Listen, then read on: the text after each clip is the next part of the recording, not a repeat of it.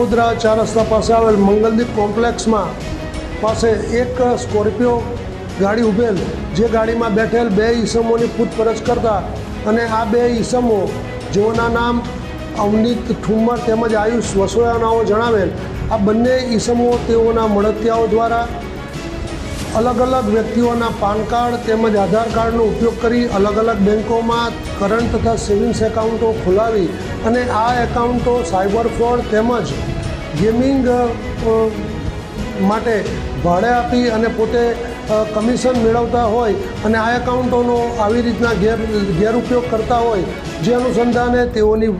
પ્રાથમિક પૂછપરછ કરતાં આ એકાઉન્ટો તેઓ ભારતમાં તથા ગુજરાત રાજ્યની બહારના અન્ય રાજ્યોમાં અન્ય વ્યક્તિઓને ભાડે આપતા હતા અને તેઓ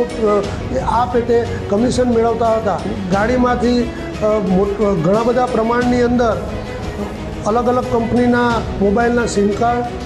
અલગ અલગ વ્યક્તિઓના બેંક એકાઉન્ટની ચેકબુક તથા passbook, PAN card, Aadhaar card, UPI barcode scanner, cash deposit કરેલી સ્લીપો, બનાવટી ફોર્મ તથા પેઢી કરારો અને કેશ કાઉન્ટર મશીન મળી કુલ કિંમત ₹17,28,000 જેટલાનો મુદ્દામાલ કબજે કરવામાં આવેલ છે. અમારી તમામ માહિતીથી અપડેટ રહેવા માટે જોડાયેલા રહો S9 ન્યૂઝ સાથે.